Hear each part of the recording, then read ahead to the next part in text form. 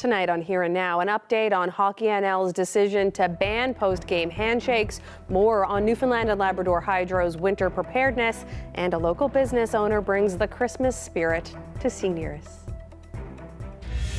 This is CBC Here and Now.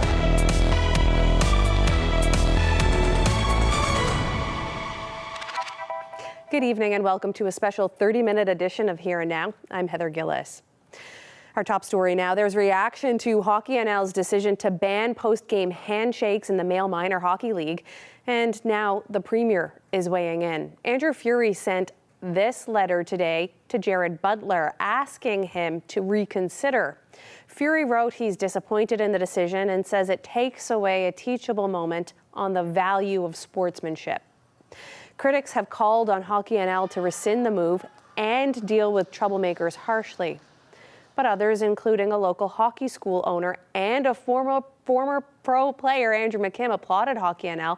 McKim says hockey is a very emotional game, and the post-game handshake often boils over.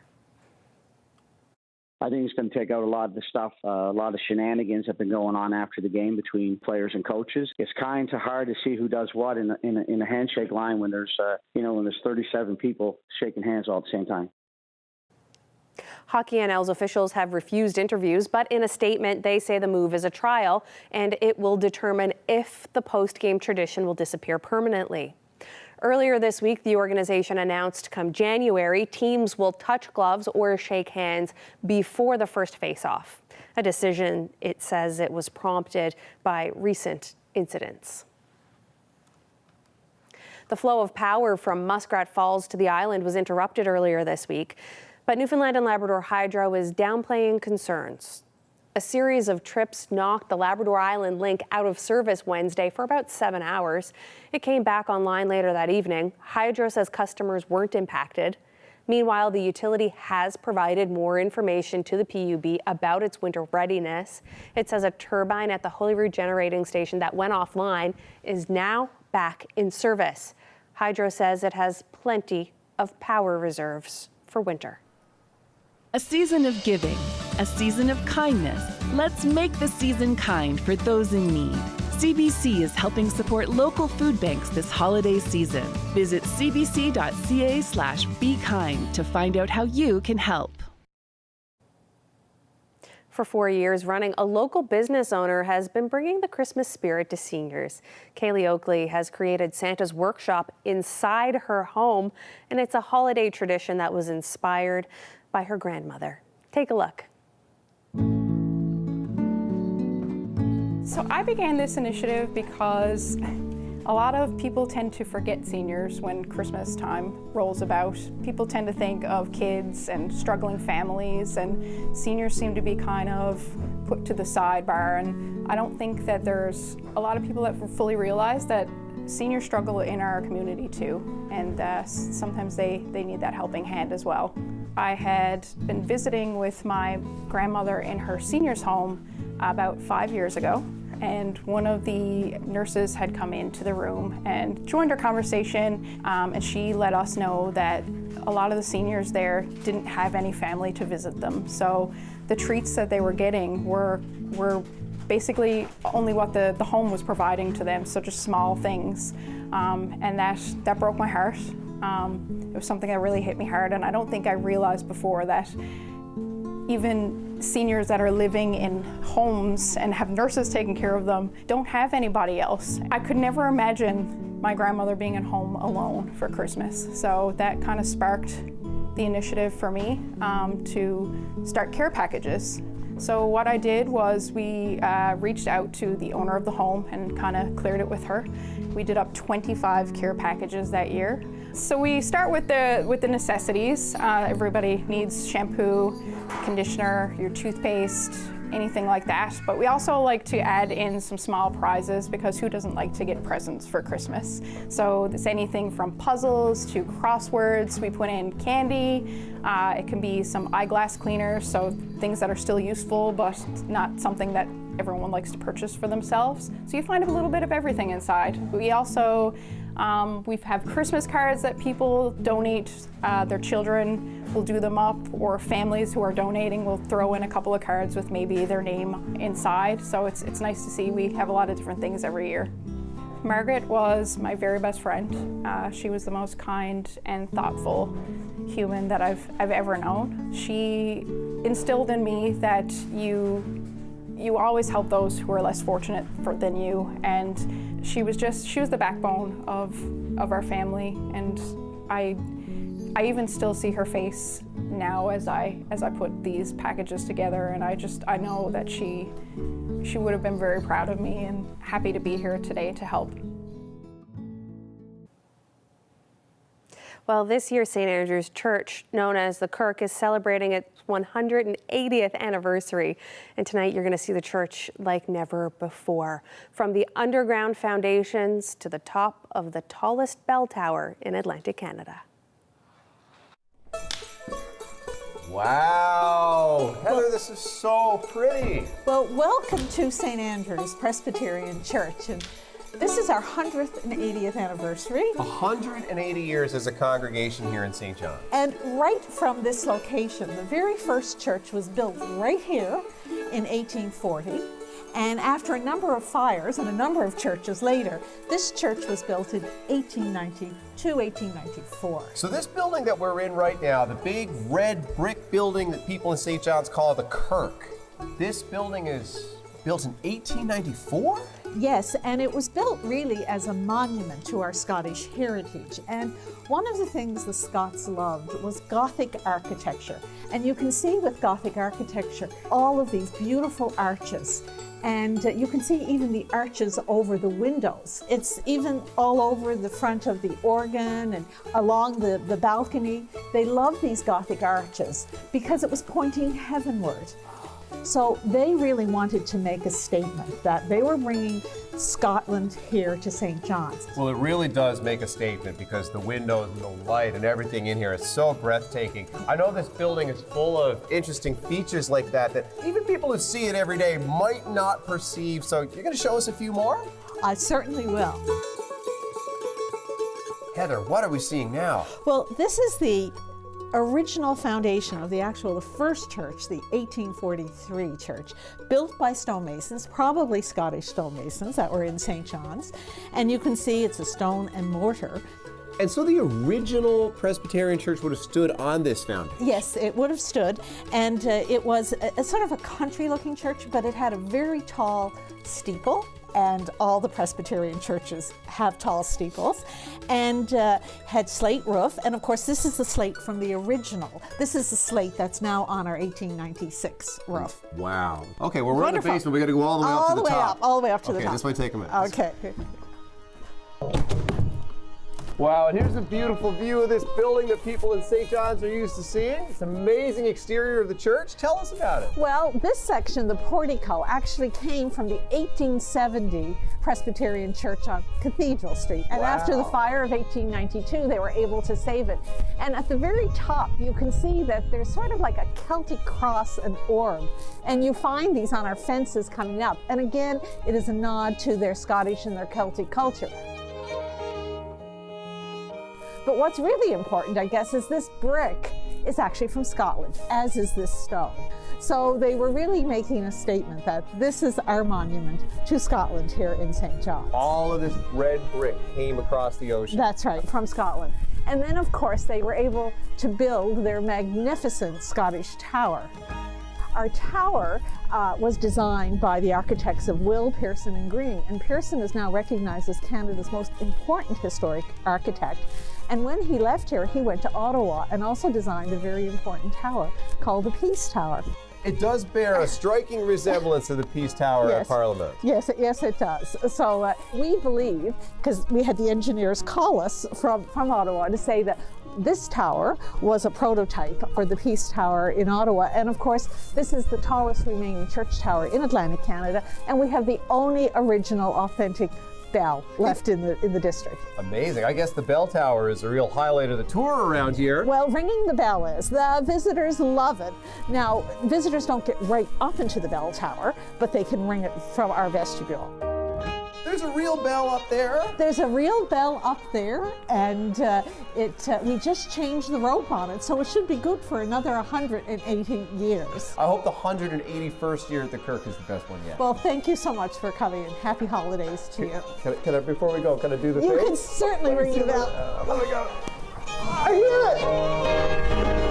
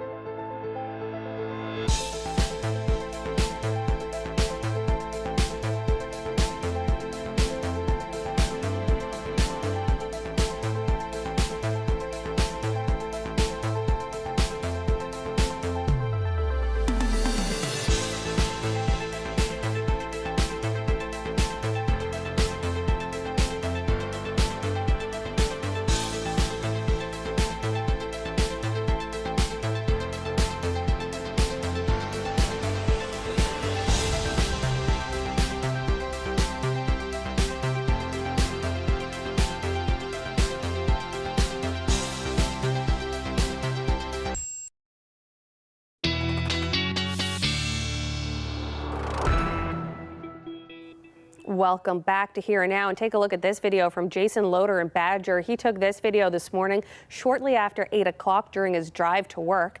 This is along the Trans-Canada at Rushy Pond, west of Grand Falls, Windsor. And Jason told us that the water levels even increased since he took this video, so it's not surprising that the Transportation Department put out an advisory that the Rushy Pond Brook Bridge is temporarily closed because of the rising water levels.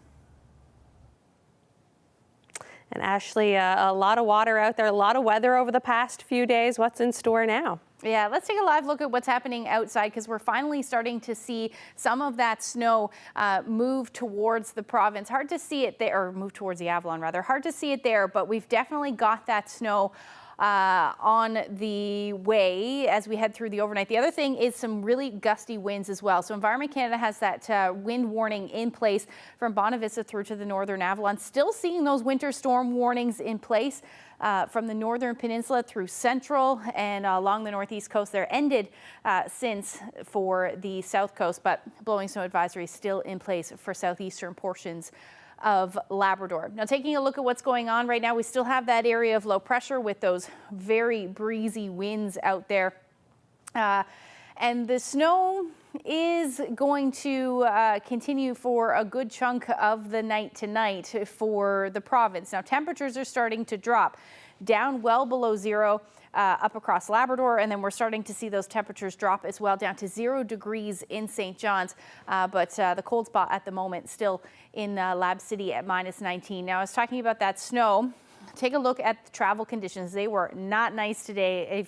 I told you shouldn't drive today, and that was certainly the case. We've got snow-covered roads out there with reduced visibilities as well. And like I said, that is just going to continue to track further east as we head through the night tonight. Winds really gusty out there. 83 km/h sustained winds at the moment in Twillingate.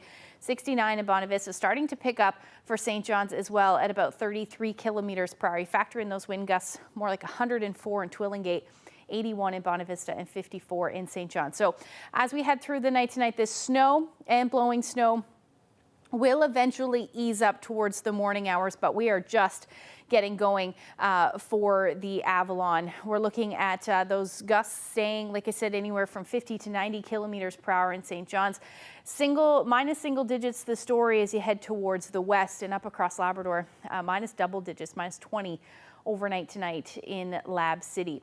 So here's the future tracker. Winds stay up. 80, 90, 100 km/h winds, but as you can see on the future tracker, the snow will eventually ease as we head through the overnight. Now, you're still going to see some pretty difficult travel conditions, especially on the Avalon as we see that snow move through. But the good news is, as we head into tomorrow morning, those winds will eventually ease. And in fact, we should actually see some clearing skies as we head through the afternoon hours. Up across Labrador, just some flurries in the west and potentially towards the coast as well. But that's about it. And then as we head into your Sunday, which is Christmas Eve, we're just looking at some flurry activity in the higher elevations on the west coast. And really, that's about it. It's a fairly quiet weather forecast, which will be nice after what has been a very busy weather week. Now, taking a look at the snowfall accumulations yet to fall, we could see upwards of about 5 to 10 for the Gander area, northern Bonavista North rather. Here in the metro area, likely around 5 centimeters. And maybe a little bit more in those higher elevations. Your forecast for tomorrow looking pretty nice. Temperatures hovering around the 0 degree mark. In the east, you head towards the west, those temperatures sitting into the minus single digits. And that's the story up across Labrador as well. Winds will start to ease off. Northwesterlies will be between 30 and 50 km/h. And then we all wait for Santa to come as we head through to our Christmas Eve forecast. A beautiful day. We actually should see temperatures hovering in and around the 0 degree mark, maybe a little bit above that. And that'll be the case up across Labrador as well. Your Monday looking beautiful as well into the minus single digits, lots of sunshine, maybe a few flurries in the west. Our photo of the day, take a look at this great shot. This is Christmas at Cabot Tower. Thank you so much to Christian for that. If you have any weather photos that you would like to share with us, we'd love to see them over the holidays. You can send them to nlphotos@cbc.ca. Well, our next guest is very busy this time of year, but he has managed to squeeze us in for just a few minutes for an update on how Christmas preparations are going at the North Pole. It is, of course, the one and only Santa Claus. Hi, Santa. How are you? Hello, Heather. Oh, Merry Christmas. Merry Christmas to you, too. We're just 2 sleeps away now from your busiest night of the year. How are all those preparations going? Oh, everything is going wonderful. We're doing the last minute preparations, getting ready to pack the sleigh and get ready for the big day. Wow, and how are the reindeer? Oh my, the reindeer are wonderful.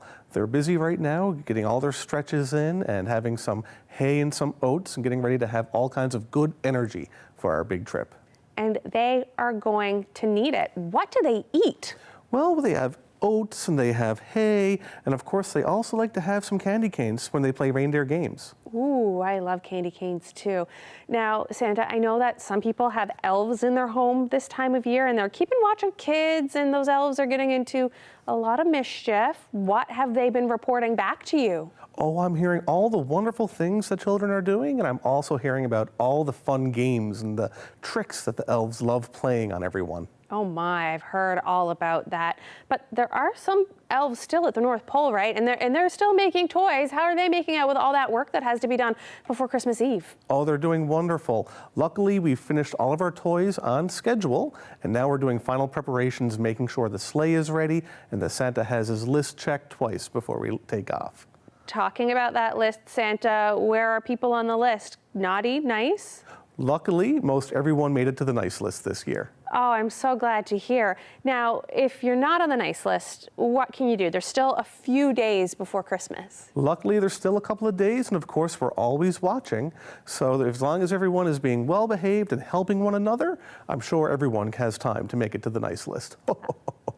I think that's good advice no matter what time of year it is. How's Mrs. Claus? Oh, she's wonderful. Thanks for asking. Mrs. Claus loves it when people, and children especially, ask how she's doing. And I know you get a lot of mail, especially in December. Are you finished reading all the letters from kids across the globe? Yes, the North Pole Post Office has been nonstop, but luckily we've just finished responding to all of the letters. And if you haven't received your letter yet, children, don't worry, you should have it soon.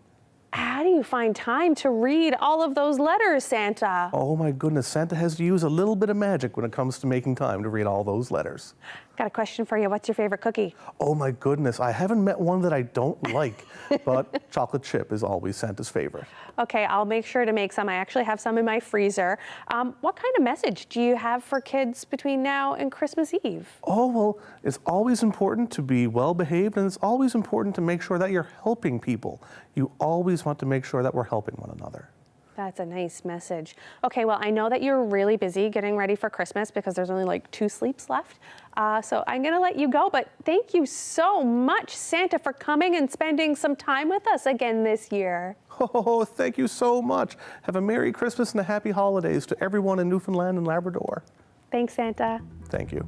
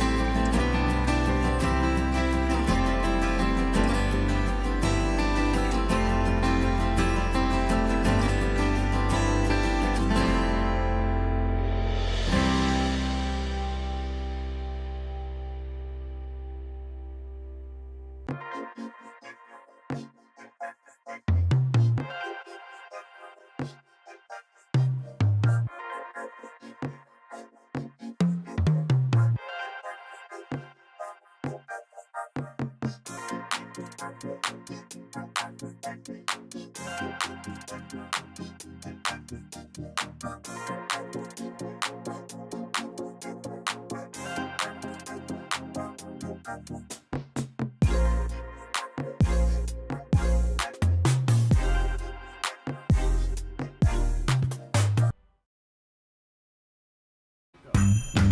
Sarah, can I get a wide in camera 3? It takes a lot of us to get the show to air every night. There's a lot of us that you don't see that work behind the scenes.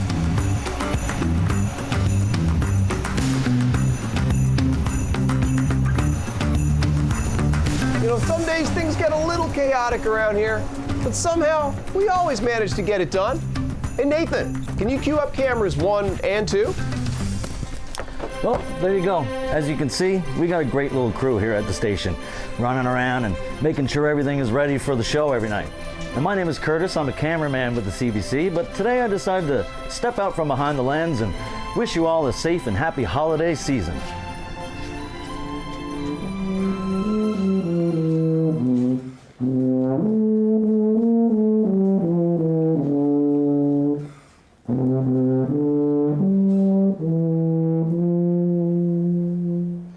Merry Christmas, everyone. Merry Christmas.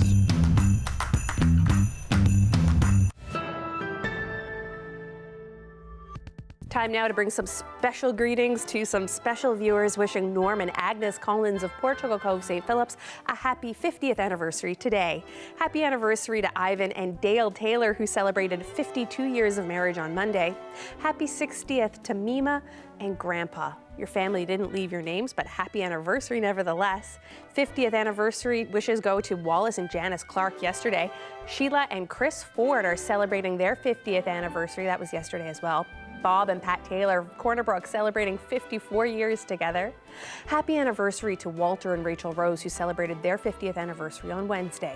Happy 66 to Norman and Ruby Hillier of Corner Brook celebrating tomorrow. Happy 55th to Reg and Mary Hines. Happy anniversary to John and June Chasson celebrating their 50th today. Congratulations to David and Christine Barber of Paradise celebrating 51 years together. Happy 56th anniversary to Monty and Gloria Brake. Happy 56th to Clyde and Pansy Diamond, currently living in Grand Falls, Windsor. Happy anniversary to Len and Geraldine Ryan. Their 56th is on Boxing Day. Happy 63rd anniversary to Frank and Mary Gale, who are celebrating on Boxing Day. 50th anniversary wishes to Mavis and Randall Norris celebrating today. Graham and Betty Mugford celebrating their 50th wedding anniversary. That's on Christmas Eve. Happy 63rd anniversary today to Stanley and Trixie Brown. Happy 60th to John and Rose Bragg of Grand Falls, Windsor. Happy 63rd to Margaret and Reg Simmons. Happy 51st to Loretta and Milton Hancock. That's on Tuesday. Happy 58th anniversary to Bernard and Cherry Lane of Grand Falls, Windsor. That was last Sunday. On to our birthdays now. Happy birthday to Mary Smith, who was 92 yesterday. Happy birthday to Sheila Porter, who turned 93 this past Tuesday. Joan Kent, she's going to be 90 tomorrow. Here she is with her great-grandchild, Summer. Happy 90th birthday to Mr. Raymond Retief. I hope I said your name right. He's from West Bay in Port Peninsula. Birthday on Tuesday. Happy 92nd to Harold Anderson, celebrating on Wednesday. Happy 92nd birthday to Wesley Piercy. This is him here with his first truck, a 51 Studebaker. Happy birthday to Oneas. He turned 93 years old. Mr. Ralph, happy birthday. Birthday wishes to Rosie Flynn, who is 90 today. William Hand will be 90 on Boxing Day, and this is a picture of him on a hike this past summer. Birthday greetings to Gerald Hunter of Salvage, 93 on the 24th. Happy birthday greetings to Jean Meeker, who turned 92 yesterday. Marjorie Reynolds is 93 today. Happy 97th birthday to M. May Bradley of Mount Pearl. Happy 94th birthday to Absalom Short of Cooks Harbor. Happy 95th to Mamie Colburn from Long Island, living in Springdale. And happy 100th birthday to Ruth Burridge of St. John's. And before we leave you tonight, just a quick update on our Feed and L show. We raised $168,000, and you can still donate until December 31st. Thank you so much for spending your evening with us. Stay tuned. Land and Sea is next. Good night.